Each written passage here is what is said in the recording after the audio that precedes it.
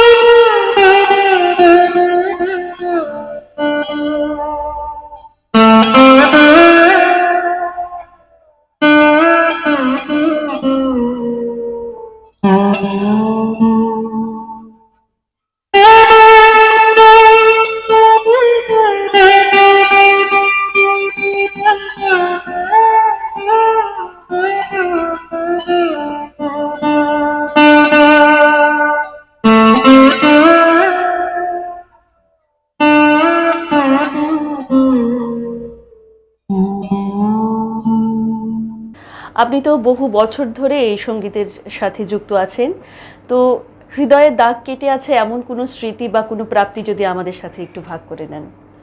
আমার শুরুটাতেই এইরকম একটা ব্যাপার আছে, কারণ ছোটবেলা থেকে বাবার কাছে গিটার শিখতাম, তারপর নিজে নিজে রেকর্ড শুনে শুনে গান তোলার চেষ্টা করতাম, এবং সুনীল গাঙ্গুলির বড় এলপি রেকর্ডগুলো এগুলো চালিয়ে চালিয়ে শুনতাম আর একটা একটা করে গান তুলতাম।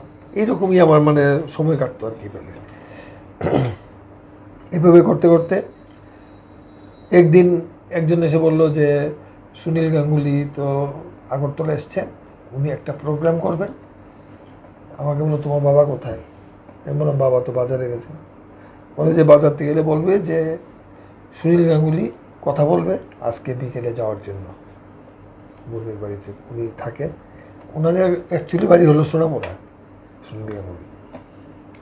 তারপর আমি তো তখন থেকে অস্থির, কখন বাবা আসবে, বাবার সাথে আমি যাবো, মানে যাকে ছবিতে দেখি তাকে সামনে দেখবো, এই আর কি। তারপর বাড়িতে গেলাম, গিয়ে দেখলাম উনি বসে আছেন একটা চেয়ারে, বাবা এদিকে বসে বাবার সাথে কথা বলছেন, আমি দূরে বসে আছি। তখন উনি হঠাৎ করে বাবাকে বললেন ওই ছেলেটাকে? বললেন আমার ছেলে, ও গিটার বাজায়, গিটারে খুব ইন্টারেস্টেড, এবং যে কারণে ও আমার পিছনে পিছনে এসছে যে না আমি দেখতে যাব। তখন আমাকে কাছে ডাক দিয়ে নিয়ে গেলেন, নিয়ে বলেন কী বাজাও তুমি? বললাম আমি আপনার যে গানগুলো আছে রেকর্ডে সব গান বাজাই। তো সব গান তোলা আছে? আমি বললাম হ্যাঁ সব গান তোলা আছে, আপনার এখন পর্যন্ত যা রেকর্ড আছে সব গান। তখন বলে যে মিউজিক টিউজিক সব করা আছে? আমি বললাম হ্যাঁ করা আছে। বলে তাহলে আমার সাথে তুমি সেকেন্ড গিটারিস্ট হিসেবে কাজ করবে, পরশু দিন প্রোগ্রাম, মানে এইরকম আর কি। উনি কথাটা বলে বলেন যে কালকে তুমি গিটার নিয়ে আসবে, তুমি আমার সাথে বসে মিউজিকগুলো সব বাজাবে। তারপরে ওনার সাথে বাজিয়েছি প্রোগ্রামে, প্রায় 20-22টা গান উনি বাজিয়েছিলেন, সবগুলো গানের সাথে আমার গিটারে বাজানো। এটা একটা বিরাট অভিজ্ঞতা। যে শিল্পীকে আমি ছবিতে দেখতাম, ওনাকে পাশে, ঠিক ওনার পাশে বসে আমি বাজাচ্ছি একই স্টেজে, এটা বিরাট। তখন অবশ্য সাহস ছিল মনে, 18 বছরের দুঃসাহসিকতা, ওই ব্যাপারটা তখন কাজ করেছিল আর কি। না হলে তো এখন হলে তো পারতামই না, তখনকার সময় তো আর ভয় ছিল না, বাজিয়েছিলাম। যখন শুরু করেছিলেন তখনকার সময়ে আবহ এবং বর্তমান সময়ে যে আবহ, এই দুটোর মধ্যে আপনি কি কোনো তফাৎ খুঁজে পান আবহ সঙ্গীতের মধ্যে? আমি তো নিজে নিজে হাওয়াইন গিটার শেখার দৌলতে স্প্যানিশ গিটারও বাজানো শিখেছি বই পড়ে, তারপর বই পড়ে কিবোর্ড বাজনা শিখেছি, নিজে নিজেই সব কিছু করেছি। এক সময় স্প্যানিশ গিটার বাজিয়ে অনেক কিছু করেছি, যেমন সলিল চৌধুরীর সাথে আমি guitar বাজিয়েছিলাম Spanish guitar. Salil Chowdhury Agartala এসেছিলেন, ওনার একটা প্রোগ্রামে 2টো গান হয়েছিল, আগরতলার শিল্পীরা গান করেছিল, সেই গানে আমি গিটার বাজিয়েছিলাম। উনি আমাকে কোনো কথা বলেননি, সবাইকে বিদায় দিয়ে দিচ্ছেন যে কালকে সবাই মনে রেখে গানটাকে ঠিক করে গাইবেন। বইমেলার একটা ওপেনিং সং আর কি, ওপেনিংয়ের প্রোগ্রাম। আমি বললাম আমি একটু আপনার সাথে কথা বলতে চাই, আপনি যদি একটু সময় দেন। বলে হ্যাঁ বলো, কি বলবে তুমি। আমি তখন বললাম আমি যে স্প্যানিশ গিটারে আপনার এই গানগুলোর সাথে কর্ড করেছি, আমার বাজনাটা ঠিক আছে কি? তখন উনি উত্তর দিলেন যে যদি বাজনাটা ঠিক না হতো তাহলে প্রথমেই তোমাকে বলতাম যে বন্ধ করে দাও, তোমার বাজাতে হবে না। আমি তো বলিনি এই কথা, মানে তোমার ঠিক আছে, মানে উনি ইনডাইরেক্টলি এই কথাই বলেছেন। তখন একটা সাহস পেলাম যে আমি না জেনে যতটুকু বাজাচ্ছি তাতেই উনি বললেন যে ঠিক আছে, তাহলে তো আমি জানি কিছু। এই একটা সাহস নিয়ে ব্যাস আরম্ভ করলাম, তারপর কিবোর্ড বাজাতে শুরু করলাম, এইভাবেই চলছি। বিশেষ তফাৎ কিছু মনে হয় না তফাৎ বর্তমান মানে কি, সময়ে? আমি গান বাজনাটাকে মানে পয়সার বিনিময়ে গান বাজনা করব এইরকম চিন্তা ভাবনা কোনোদিনই করিনি, এবং এখনো পর্যন্ত আমি করি না। কিন্তু বর্তমান সময়ে দেখছি মানে মুখ্য হলো আমাকে এত টাকা দিতে হবে, যদি দিতে পারো তবেই আমি যাবো, না তোমার নয়। কিন্তু আমার কথা হলো প্রোগ্রাম ঠিক আছে আমি যাব, আমাকে সময় দিতে হবে, কি কি গান হবে গানগুলো আমাকে দিন, আমি আগে গানগুলো একটু প্র্যাকটিস করে নিই, তারপর গিয়ে বাজাবো। কারণ কিবোর্ডে আমার অ্যাকম্পানি করতে হবে, কারণ স্টেজে গেলে কে কী গান গাইবে সব গান তো আমার তোলা নেই, আমার শুনে রেডি করে যেতে হবে। ওই জায়গাটাতে আমি একটা ফারাক দেখতে পাই। আর তারপর আরও ফারাক আছে, যেমন আমি নোটেশান করি, নোটেশান করলে হয় কি, যে গানটা একদিন নোটেশান করলাম 2 বছর পরে হলো আমি বাজাতে পারছি। কিন্তু এখনকার যারা বাজাচ্ছে তারা মুখস্থ করে বাজাচ্ছে, নোটেশান খুব একটা সবাই করে না। যারা করছে তারা ভালো, যারা করতে পারছে না তারা ভবিষ্যতে দেখা যাবে যে মনে নেই। আমার কাছে একটা টেবে আমি গান তুলে রেখেছি, প্রায় 1000-4-5 গান আছে আমার কাছে, কিন্তু আমি তো নোটেশনটা দেখে বাজাতে পারছি, কিন্তু যারা মনে রেখে বাজাচ্ছে তারা কি করবে, ওই জায়গায় দিয়ে একটা ফারাক হয়ে গেছে। তাই আমরা কিন্তু আবারও একটি আপনার ভালো লাগার একটি পরিবেশনা শুনতে চাইবো। আমি একটা কিশোর কুমারের গান বাজাচ্ছি।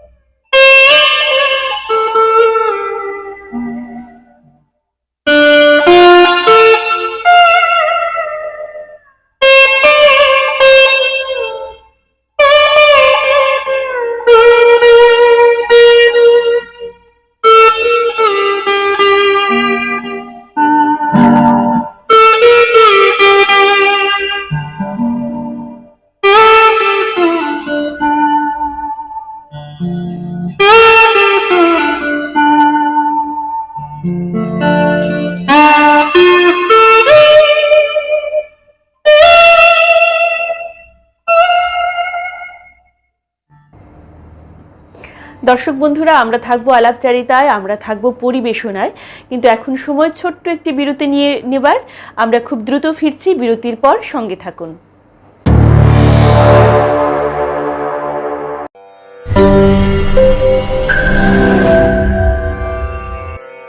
নমস্কার।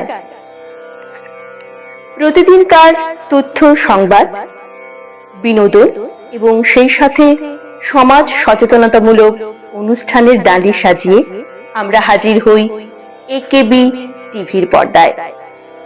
আমরা আমাদের বিশেষ অনুষ্ঠান, যার নাম একেবি টিভির আমন্ত্রণে, অনুষ্ঠানটিকে সাজিয়েছি রাজ্যের বহির্রাজ্যের নবীন প্রবীণ সমস্ত শিল্পীদের সাথে আলাপচারিতায়, এবং সেই সাথে রয়েছে শিল্পীদের বিশেষ বিশেষ সুন্দর পরিবেশনা। এই সমস্ত অনুষ্ঠানটি আপনারা উপভোগ করতে চোখ রাখুন একেবি টিভির পর্দায়।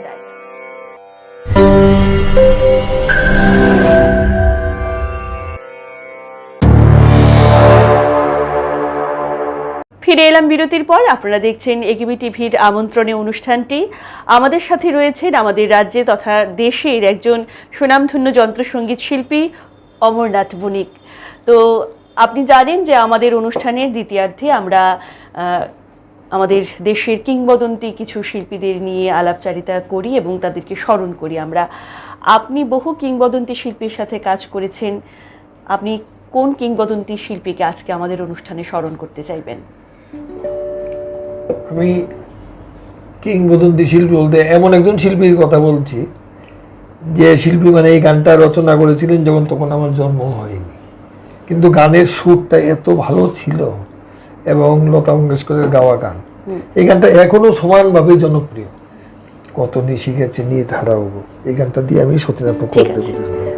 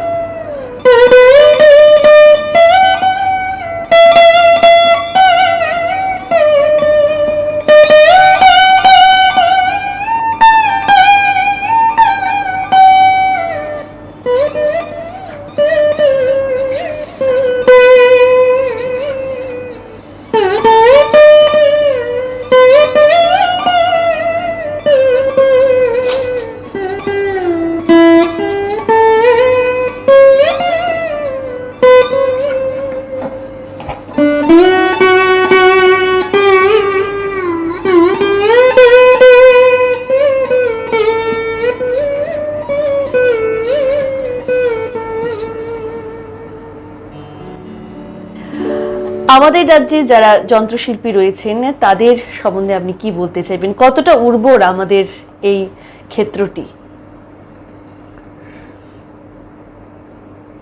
ঠিকই আছে, এমনিতে চলছে ঠিকই, তবে আমার মনে হয় আন্তরিকতার একটু অভাব আছে। সেই কারণে আমি ঠিক, অবশ্য ভবিষ্যতে হতে পারে ভালো, আমি যে সবটাই ঠিক বলছি তা কোনো ইয়ে নেই। জেনারেশন গেপ হতে পারে, এটাকে ধরতেই পারি জেনারেশন গেপ, কিন্তু পারফেকশনের ব্যাপারটা নিয়ে তারা এতটা চিন্তা করে না, যে জিনিসটা আমি চিন্তা করতাম তখনকার সময়। আমি এই কথা বলতে পারছি। প্রফেশনালিজমের আর দিকটা, প্রফেশনাল আর অ্যামেচার, এই দুটো ব্যাপার সম্বন্ধে আমার অভিজ্ঞতা হয়েছিল সলিল চৌধুরীর ছোট ভাই সুহাস চৌধুরী। উনি আগরতলা রেডিও স্টেশনের অ্যাসিস্ট্যান্ট ডিরেক্টর হিসেবে ছিলেন, এক সময় কিছুদিন চাকরি করেছেন। তখন ওনার সুরে, ওনার কথায় গান রেকর্ডিং হয়েছিল। আগরতলার অনেক মিউজিশিয়ানকে নিয়ে উনি রেকর্ডিং করিয়েছিলেন।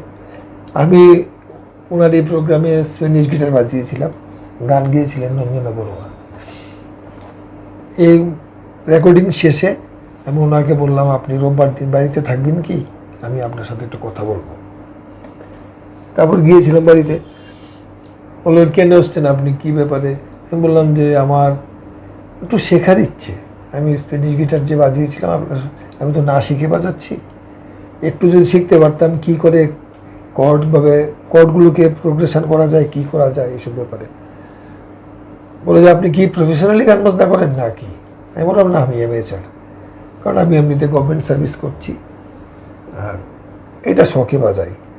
বলে যদি আপনি শখের বাজনা বাজান তাহলে আপনি যা বাজাচ্ছেন তা খুবই বেশি, এতটুকু জানার দরকার নেই শখের বাজনার জন্য, অনেক বেশি ভালো বাজাচ্ছেন। কিন্তু যদি মনে করেন যে আপনি প্রফেশনাল হবেন তাহলে আপনি কিছুই জানেন না, তাহলে আপনাকে অনেক কিছু জানতে হবে, তবে আপনি প্রফেশনাল হতে পারবেন।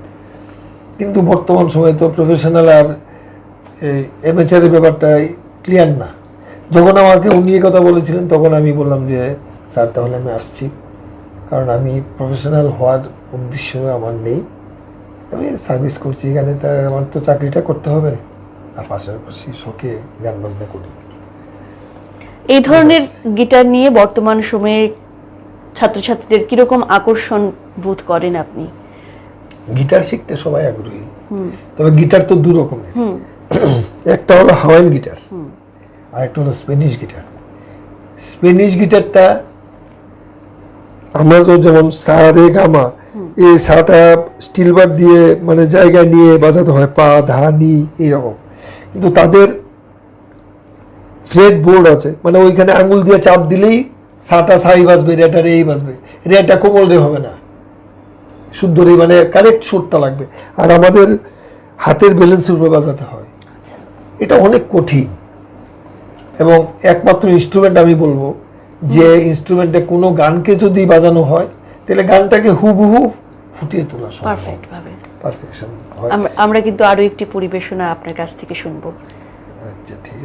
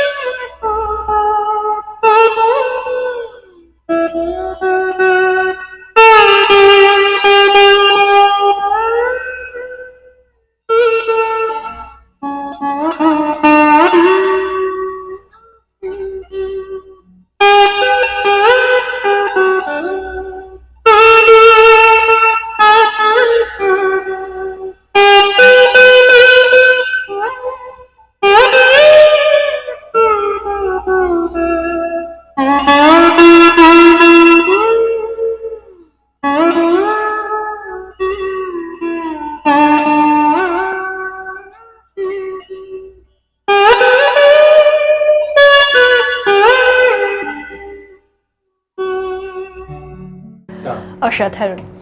আমরা জানি আপনি বহু কিংবদন্তি শিল্পীদের সাথে কাজ করেছেন এবং এও শুনেছি যে আপনার নির্মিত সঙ্গীত আমাদের চলচ্চিত্রেও প্রযোজিত হয়েছিল, তো সেই বিষয়ে যদি আপনি কিছু আমাদের জানান। বলছি, আমি অনেক আগে হঠাৎ করে মনে হচ্ছে হলো যে একটু আর.ডি. বর্মনের সঙ্গে দেখা করতে যাব। আর.ডি. বর্মনের কাছে যাওয়ার জন্য সোর্স কি, সোর্স আমি ধরলাম আর.ডি. বর্মনের অ্যাসিস্ট্যান্ট হিসেবে যিনি ছিলেন স্বপন চক্রবর্তী, ওনাকে ধরলাম। ওনার বাড়ি কিন্তু আমাদের আগরতলা রামনগর 1 নম্বর রোডে। ওনার ছোট ভাই ছিলেন সমীরণ চক্রবর্তী, যিনি তখন ক্রিকেট অ্যাসোসিয়েশনের সেক্রেটারি ছিলেন ত্রিপুরা। ওনার বাড়িতে একদিন গেলাম, গিয়ে বললাম যে দাদা আমাকে একটু কাইন্ডলি আপনার দাদার কাছে একটা চিঠি লিখে দিন যাতে আমি গিয়ে একটু দেখা করতে পারি। বলে হ্যাঁ লিখে দিচ্ছি।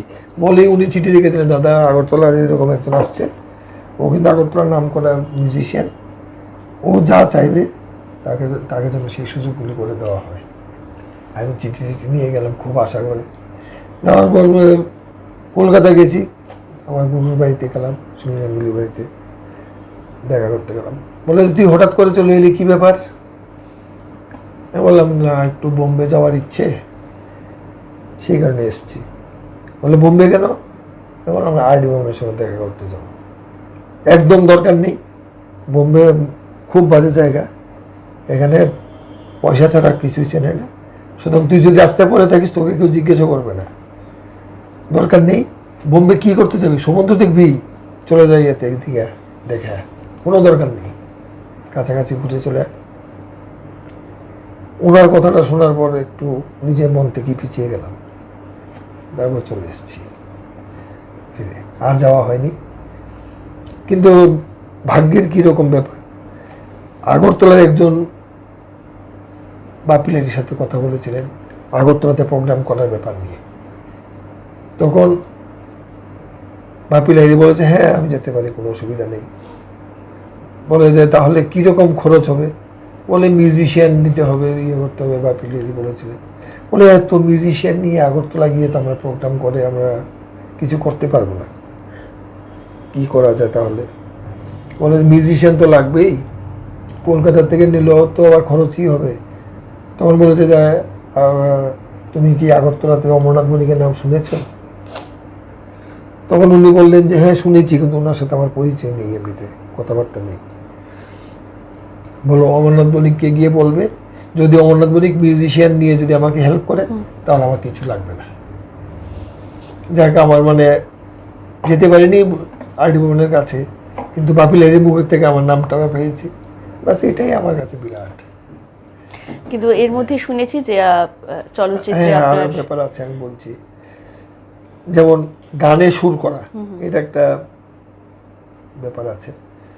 আমাকে একবার আগরতলার একজন একটা ফিল্ম করার উদ্দেশ্য নিয়ে আমার বাড়িতে গেল সকালে, গিয়ে বলে দাদা আমি একটা ফিল্মের কাজ করছি এবং এটা রেকর্ডিং করবো আমি কলকাতায়, আপনার গানে সুর করতে হবে। গানগুলো বললাম লিখলো কে? বলে আমি লিখেছি। বাপরা, এত গীতিকার, ঠিক আছে। আমি বললাম আমি কিন্তু কোনোদিন গানে সুর করিনি, আমি একা করে সাহস পাই না। বলার পর কি করা যায়? বলে আমার স্টুডেন্ট আছে একজন অলোকেশ চক্রবর্তী, ওকে নিয়ে নিলে ভালো হয়, কারণ ও রেগুলার সুর টুর করে। আমার কাছে এসে বলতে দাদা দেখুন এইরকম একটা গান করেছি, সুর এই সেই। তারপর ওকে বললাম যে তুমিও থাকো আমি থাকি, দুজনে থেকেই মিউজিক করবো। তারপর মিউজিক করেছি এবং রেকর্ডিং হয়েছিল কলকাতা উষা উত্তপ স্টুডিওতে, ভাইব্রেশনে। রেকর্ডিং চলাকালীন সময়ে উষা উত্তপ এসে খুব মানে আমাদের অ্যাপ্রিসিয়েট করে গেছেন যে খুব ভালো সুর, শুনলাম কিছুক্ষণ ভালো লাগলো, এই সব বলে চলে গেলেন। এই একটা অভিজ্ঞতা। তারপর আমি যখন দেখলাম যে আমার হাওয়াইন গিটারটা একটু পিছিয়ে যাচ্ছে, তখন হাওয়াইন গিটারের জন্য আমি মানে ফুললি সময়টা, যখন আমি রিটায়ারমেন্টে চলে গেছি 2018-তে, সার্ভিস শেষ, 2018 থেকে আমি গিটার নিয়ে বসলাম। মানে সারাদিন আমি গিটার নিয়ে বসতাম, 2-3টে গান করে রেকর্ডিং করতাম দিনে। এইভাবে করতে করতে মোটামুটি অনেক গান, আমার প্রায় এখন 800-র কাছাকাছি ভিডিও আছে ইউটিউবে।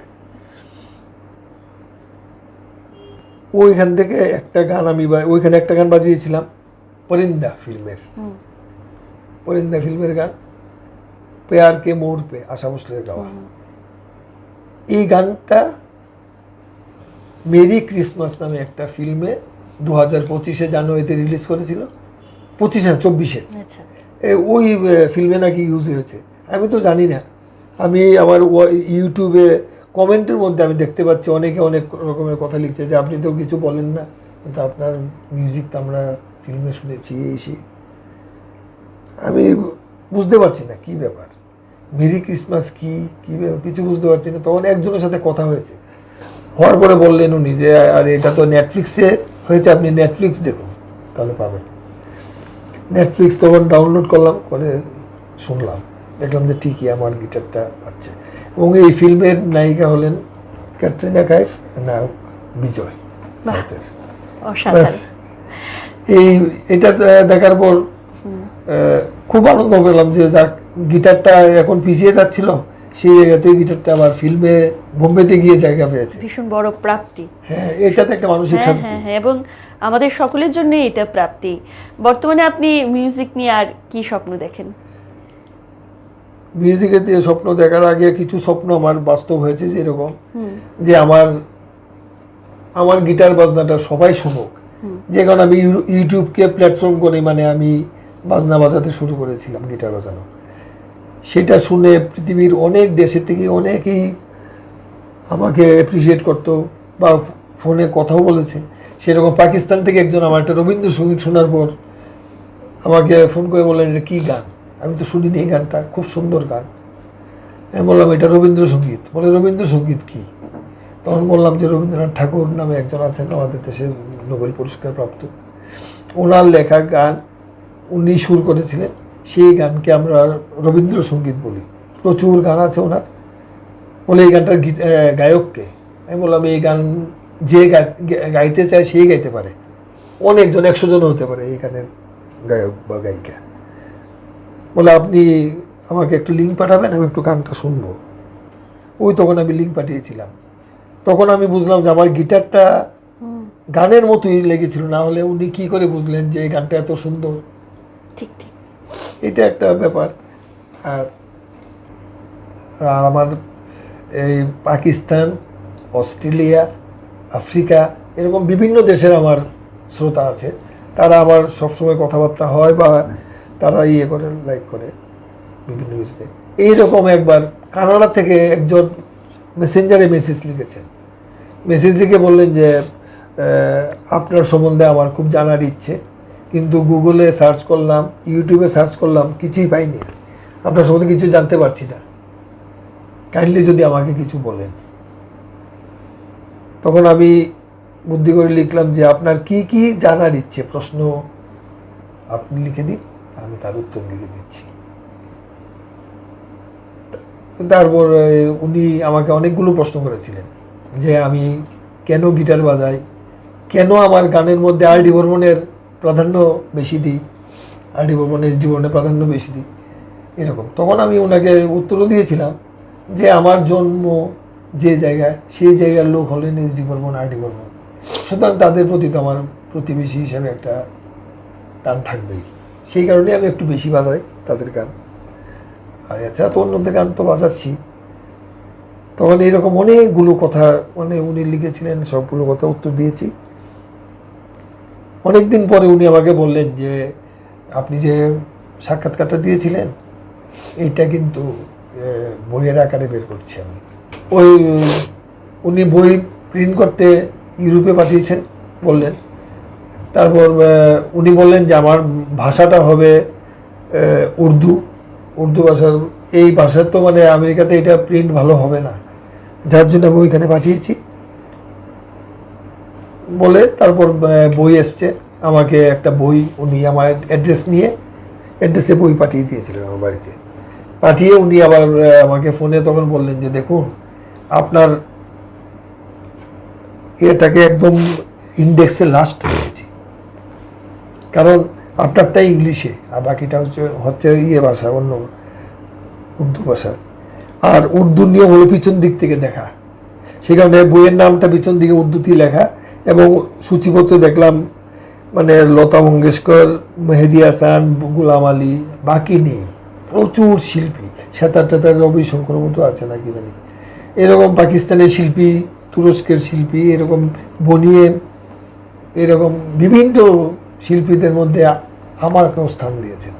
উনি আমারটা লাস্ট রেখেছেন এই জন্য বললেন যে এটার উল্টো পৃষ্ঠায় আমি ইংলিশে নাম লিখেছি বইটার নাম, এটা পৃষ্ঠাটা যারা ইংরেজি পড়বে তারা এটা উল্টালেই প্রথম আপনারটা পাবে। এটা একটা আমার কাছে খুব ভালো লাগে। সত্যি সত্যি দারুণ স্মৃতি। তো বর্তমান প্রজন্ম যারা মিউজিকের দিকে ঝুঁকতে চাইছে, যারা মিউজিক নিয়ে কাজ করতে চাইছে, তাদেরকে আপনি কি উপদেশ দিতে চাইবেন? আমি এই কথাই বলতে চাই যে মনে প্রাণে ভালোবেসে কিছু করার জন্য, তাহলেই মানে সঠিক গান বাজনাটা হবে। মানে উপরে করে গেলে তো উপরে শেষ, মানে ভিতরে ঢুকতে হবে, গভীরে যেতে হবে গান বাজনার, তবে সঠিক গান বাজনাটা তাদের কাছ থেকে সম্ভব। এবং তাদের কাছে আমার একটাই অনুরোধ থাকবে যে তোমরা যারাই করছো নোটেশনটা একটু বোঝার চেষ্টা করো। নোটেশন বুঝলে তোমাদের মেন্টাল প্রেশারটা এত হবে না।